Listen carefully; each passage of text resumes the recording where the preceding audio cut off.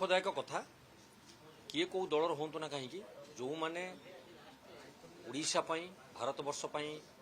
निजर अवदान देइचंती समय देइचंती श्रम देइचंती एवं ओडिशा एवं भारतवर्ष को गढ़ी तोलिबार व्यवस्था करिसंती विशेषकर विजु पट्टनायक नाम जदि निया जाए तो सी सारा विश्व में आदृत से नेतृत्व विभिन्न समय से जो नेतृत्व देइचंती ओडिशा को समस्ते तांका बाबद भल भाव जानी कि दुखर कथा दुर्भाग्यर कथा जे पार्लियामेंट रे जो परी भावे तांकर सांसद निशिकांत दुबे जो मंतव्य रखिले एटा ओडिशा प्रति गोटे अपमान सूचक कथा ये अपमान करिथिबा नेतृत्व तुरंत कार्यानुष्ठान ग्रहण होगा आवश्यकता रही। द्वितीय कथा जोटा आपण मैंने कहते आज तांकर माननीय जन विधायक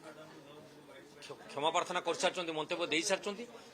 अनुमेय सकाळू जो कथा कहते संजल को सेमाने पुणी पश्चाताप कर चूरमा नाजे न कांदे कांदे जदि आखि मଳି मଳି कांदे तेणु जो भूल करुँच से भूल को सुधारिबा दायित्व तांको सारा राज्यवासी सारा भारतवासी देखुंट विजु पट्टनायक जड़े कई साधारण वर्गर लोक नुहति तांकु जदि अपमान करा जाए तेबे ये जो गणतंत्र दायित्व नहीं जो मैंने मूल्यबोध नहीं से नीति नैतिकता नहीं आमे जानिबा।